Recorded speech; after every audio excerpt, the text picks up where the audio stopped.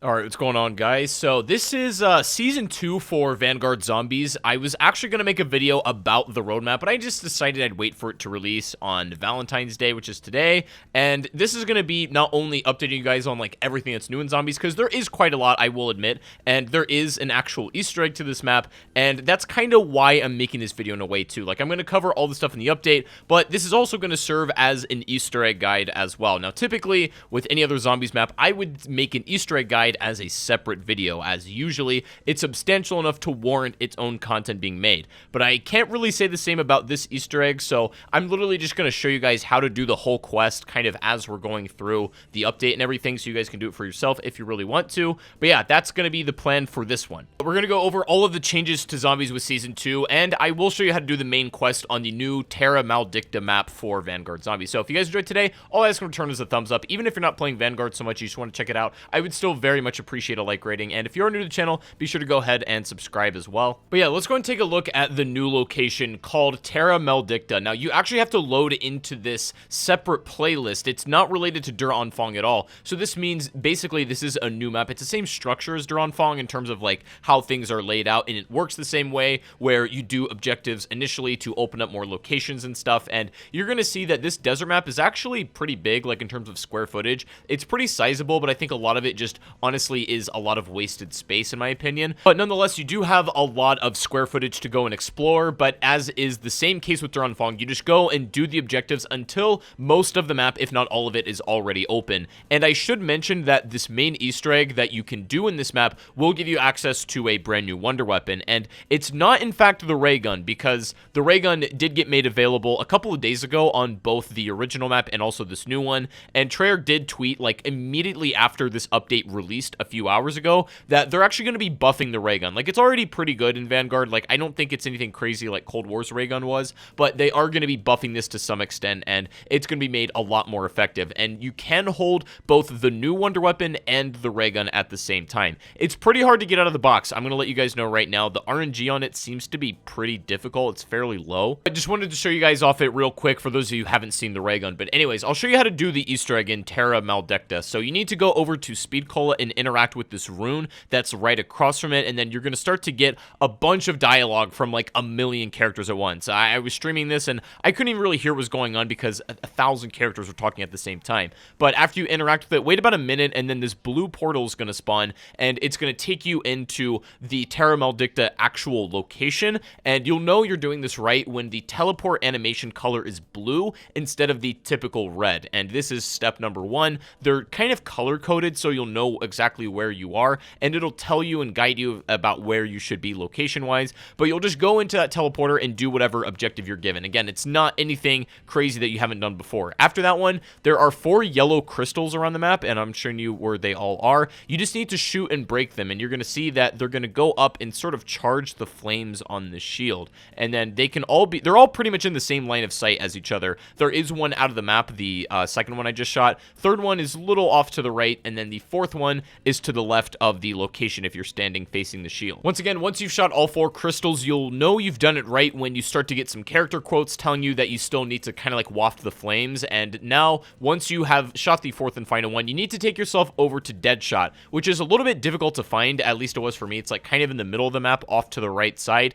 It's inside a building, and then you need to go to the downstairs portion of that building and interact with your second rune. It looks identical to the one that you did at the rune at Speed Cola. And after you've interacted with it and you've waited about a minute for the dialogue to play through, it's going to give you a second portal. And this one isn't supposed to be blue. This one should be green if I remember correctly, and I believe that's how you know you're doing it right. You'll activate this portal, go back to the same location. However, it's going to be a different objective than the first one. I do believe these ones can completely randomize, so it's entirely possible that the objectives you get in your game do not match up with mine, but this time your portal animation should be green, and I think it's going to be green for the rest of the quest if I'm not wrong. When you arrive in this location for the second time, assuming you did the portal right, you should be greeted with the shield that should just be kind of floating above a green portal. You cannot access it during this time. You're not able to actually, you know, take advantage of it. It's sort of locked in a stasis, and you're also going to be greeted to the new mini boss enemy. And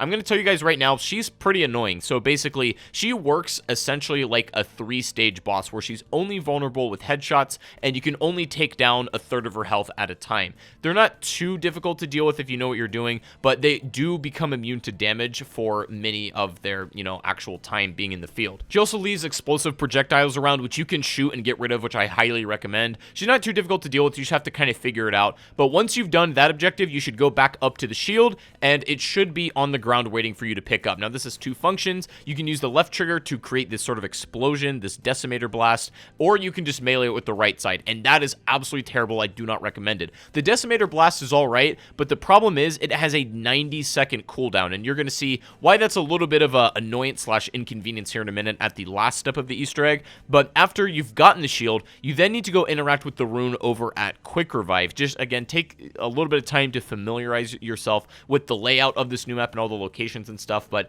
interact with that rune when you're pretty much ready to go, and again, you should be given a green portal for this one as well. Also, I'm fairly sure you can do these on any round you want to. I'm pretty sure you could just start them from the get-go so long as the location is open, but I do recommend you play a few rounds to at least have Pack-a-Punch Tier 2, and also at least the #1 like base version of every single perk. It's going to help out a lot. It can get a little bit spicy, so it's just about protecting yourself as much as possible. When you get into this objective, however, I believe this one is always going to be the Void objective, and if you really want to, you have a Pack-a-Punch machine in here now, and this is just a round-based map. You could survive here as long as you want to, or you could leave after doing 3 rounds, I believe, but that's not your objective here, so to speak. As long as you have the shield as one of your weapons, then there's going to be these 4 red orbs around the map that are all leading towards the same center point in the middle, hovering above the map, and you can see where they're connected. You just go around the map and find all 4, and you need to shield blast each and every single one of them to break it. And don't worry about upgrading it. You cannot Pack-a-Punch the shield. I really doubt there's any way to do like a quest upgrade for it, although there may be at some point, but I don't believe there is right now. You just need to simply shield break all of the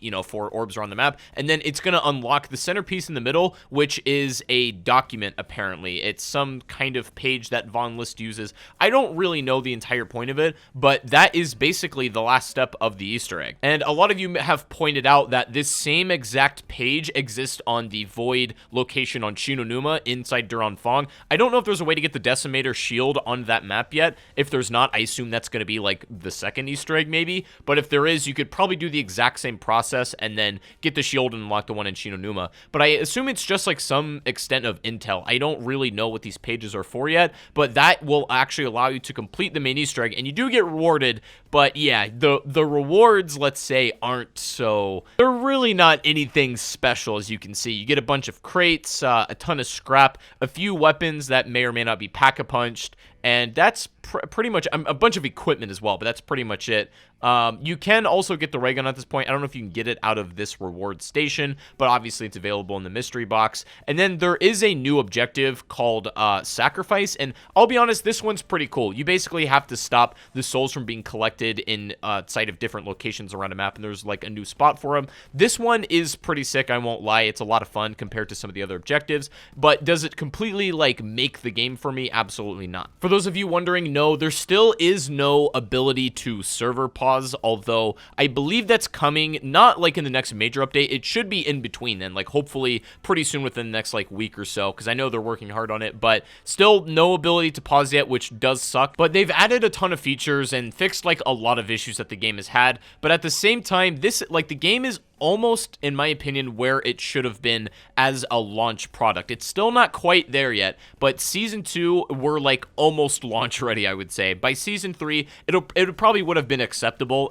in the state that it launched in, and I guess, honestly, I would recommend at least trying this stuff out at least once. I couldn't say that about Season 1, but I do genuinely recommend you guys at least play this through one time. There's virtually no replayability in the Easter egg or anything like that. Once you've been through it once, you've kind of seen it all, but at least go and try try it out because it is something that's genuinely substantive. And Treyarch are still going to continue to like tweak stuff. As we know, the ray gun's going to be getting a buff, and some other things besides server pause will be added in between the release now that Season 2 has come out, and then also Season 3 or Season 2 Reloaded, whatever they're planning. But I don't know. As far as like Easter eggs go, it's definitely one of the weaker ones. It's kind of like the Outbreak Easter eggs, and I don't know if they're even going to go for the sort of boss fight route that we've been so used to in zombies since about Black Ops 3.